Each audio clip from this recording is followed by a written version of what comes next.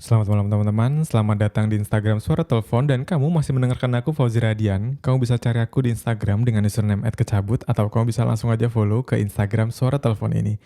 Dan sebelum mulai teman-teman aku ingin berterima kasih kepada kamu yang sudah share konten ini di kolom Instastory kamu. Karena dengan seperti itu aku menjadi bersemangat untuk membuat konten cerpen lagi. Dan cerpen kali ini teman-teman aku beri judul Datang, ditulis oleh Fauzi Rahadian dan dibacakan oleh penulisnya sendiri. Datang. Bona hidup di sebuah desa di pinggiran kota Jogja. Dia tinggal di rumah yang tidak begitu besar, sehingga harus tidur satu kamar dengan sang kakak bernama Gevi. Hal yang menyenangkan untuk seorang anak yang berusia 10 tahun. Sewajarnya anak-anak yang memiliki teman hayalan, Bona pun demikian. Ia memiliki teman hayalan yang selalu ia ajak bermain setiap hari. Di jam-jam tengah malam, Bona selalu terbangun karena mengaku diajak bermain oleh teman hayalannya ini. "Bon, Bona, tidur," Gevi berbisik sembari melihat Bona yang sedang asik bermain di dalam kamar tidurnya. "Bentar, Michael belum mau pulang. Dia bilang masih pengen main sama aku, Kak," jawab Bona sambil memainkan mobil-mobilan yang ia pegangi di tangan sebelah kanan.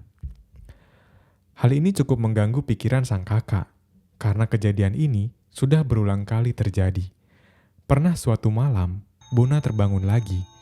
Dia keluar dari selimutnya dan kembali bermain dengan Michael, teman hayalannya. Kali ini bermain petak umpet. 1, 2, 3. Bona menghitung sambil menutupi matanya dan menghadap ke tembok.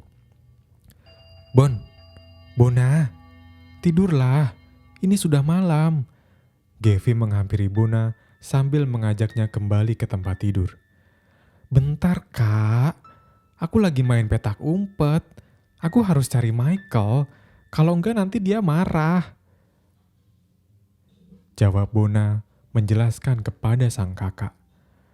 "Ya udah, aku bantu cari, tapi kamu cepet tidur ya," jawab sang kakak untuk menenangkan Bona agar bisa tidur lebih cepat. "Hahaha, gak usah dicari, Kak. Dia ada di belakang kakak," jawab Bona sambil tertawa cekikikan. Mendengar jawaban Bona seperti itu, sang kakak tidak berani menoleh ke belakang. Bulu kuduknya berdiri. Tiba-tiba hawa menjadi terasa lebih dingin dan jantungnya berdegup lebih kencang. Gevi memberanikan diri untuk berbalik, tapi tidak ada apapun yang ada di belakangnya. Kebiasaan Bona ini sudah cukup mengganggu. Menjelang pagi, sang kakak melaporkan kelakuan Bona kepada sang ayah. Gevi menarik sang ayah yang sedang menyiapkan susu dan sereal untuk sarapan kedua anaknya. Sambil berbisik, Gevi menceritakan hal-hal janggal yang dilakukan adiknya ketika tengah malam datang. "Ayah, Bona kalau malam suka main dengan teman hayalannya. Aku takut dia gak bisa bedain mana yang nyata dan mana yang enggak," Gevi bercerita kepada sang ayah dengan antusias. Si ayah hanya diam. Mengetahui hal itu, dia berjalan menuju kamarnya dengan memikirkan banyak hal di kepalanya. "Terjadi lagi," jawab sang ayah menggerutu di balik pintu. "Kenapa, ayah?" tanya sang istri yang tiba-tiba datang dari pintu kamar mandi. "Bona, sepertinya bisa melihat makhluk lain, Bu. Dia punya teman hayalan bernama Michael," jawab sang ayah. "Mungkin kemampuannya itu menurun dari kamu. Bukannya kamu juga bisa melihat makhluk lain yang ada di bumi ini?" jawab sang istri. Ayah hanya diam. Dia menunduk dengan banyak ketakutan. Dia takut hal yang sama terjadi pada Bona. "Aku takut makhluk-makhluk itu mempengaruhi Bona. Aku takut ia menyakiti orang yang ia sayangi. Sama seperti yang mereka lakukan padaku, Bu. Aku gak mau itu terjadi lagi, apalagi sampai menghilangkan nyawa seseorang," jawab sang ayah yang terlihat begitu khawatir. "Biarlah, nanti malam akan aku coba temui Bona sebelum ia tidur," sang istri melanjutkan. "Terima kasih ya, Bu. sudah selalu hadir di sini, dan maafkan aku, jawab sang ayah. Ayah, aku sudah memaafkanmu, dan aku tahu itu bukan kesalahanmu. Sang ibu menjawab sambil memeluk dan bersandar di bahu sang ayah untuk melegakan pikiran dan perasaannya. Mereka terduduk di atas ranjang dan memikirkan kedua anaknya. Sang ayah terlihat sangat khawatir, sementara istrinya menenangkannya. Malam pun tiba. Ketika Bona sedang asik bermain dengan Michael, tiba-tiba sang ibu datang dari balik pintu kamar. Lalu ia memeluk Bona dari belakang. "Ibu!" Bona kegirangan seperti seorang anak yang sudah lama tidak bertemu.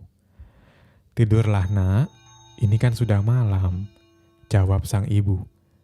"Tapi Michael belum mau pulang," jawab Bona sambil melirik ke arah Michael. "Biarlah, nanti ibu yang antar Michael pulang. Ayo nak, kamu mau dengar dongeng dari ibu? Biar ibu antar kamu ke gerbang mimpi," jawab ibunya sambil menarik Bona ke atas kasur. Malam itu Bona bisa tertidur pulas. Sembari mendengar dongeng, Bona memeluk ibunya dengan sangat erat dan tertidur hingga pagi dalam pelukan ibunya. Ibunya yang mengantarkannya menuju mimpi, ibu yang selalu ia sayangi. Ketika pagi datang, Bona dan Gavi terbangun dan bergegas menuju dapur untuk sarapan. Di sana sudah ada sang ayah dengan sereal dan susu andalannya. "Sarapan dulu ya nak," jawab sang ayah sembari menuangkan susu ke dalam mangkuk yang berisi sereal. Seperti anak-anak pada umumnya, Bona dan Gavi sarapan dengan lahap. Terlihat ibu yang baru saja keluar dari kamar Bona dan Gavi dan dia hanya berdiri, diam dan memperhatikan suaminya dari kejauhan. Ketika suaminya melirik, dia memanggil untuk melanjutkan perbincangan semalam. "Ayah, hari ini ajaklah Bona ke makam. Sirami makam Michael dengan bunga kamboja dan air yang bersih. Kelak malam ini Michael tidak akan datang," jawab sang istri. "Sudah kau temui Bona semalam?" tanya sang ayah. "Sudah, dan dengan cara itu, mungkin Michael tidak akan datang lagi ke rumah ini untuk mengajak Bona bermain," jawab sang ibu.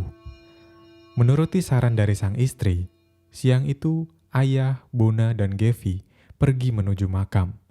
Mereka mendatangi salah satu batu nisan dengan nama Michael di atasnya, menaburi bunga kamboja, menyiramnya dengan air bersih, dan ditutup dengan doa-doa.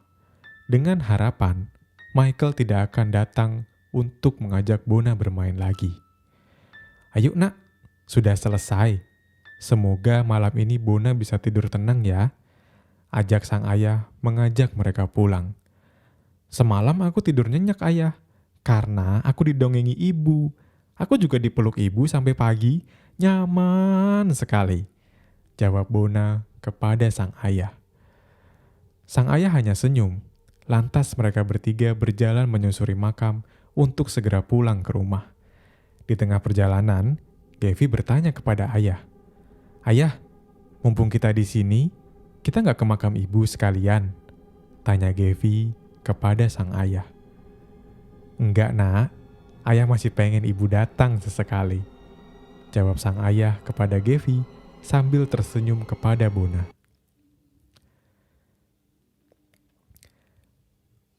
Mereka masuk ke dalam mobil untuk bergegas pulang. Lalu sang ayah hanya diam karena mendengar sebuah pertanyaan dari Gavi. "Ayah, apakah orang yang menikam ibu dari belakang sudah tertangkap?" "Aku benci dengan orang itu karena membuat ibu meninggalkan kita bertiga,"